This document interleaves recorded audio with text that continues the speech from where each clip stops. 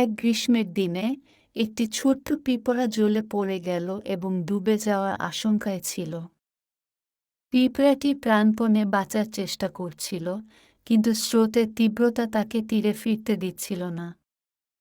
ঠিক সেই সময় একটি ঘুঘু পাখি সেই পথ দিয়ে যাচ্ছিল এবং পিঁপড়াটির সমস্যাটি দেখতে পেল। ঘুঘু পাখিটি দ্রুত একটি গাছের পাতা ছিঁড়ে পানিতে ফেলে দিল। পাতা ভেসে পিঁপড়াটির কাছে পৌঁছালে পিঁপড়াটি পাতাটির উপর উঠে পড়ে এবং নিজেকে রক্ষা করতে সক্ষম হয়।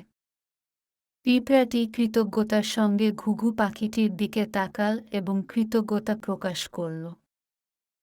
কিছুদিন পরে পিঁপড়াটি একটি শিকারীর দিকে লক্ষ্য করল, যে সেই ঘুঘু পাখিটিকে ফাঁদে ফেলার চেষ্টা করছিল।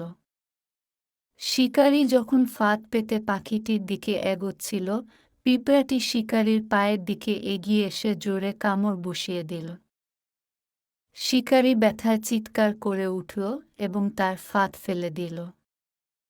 এই সুযোগে ঘুঘু পাখিটি উড়ে পালিয়ে গেল এবং নিজের জীবন রক্ষা করতে পারল। এই গল্পের শিক্ষণীয় বিষয় হল, সৎকার্য ও সহানুভূতির বিনিময়ে আমরা অনেক সময় কৃতজ্ঞতা ও সাহায্য ফিরে পাই।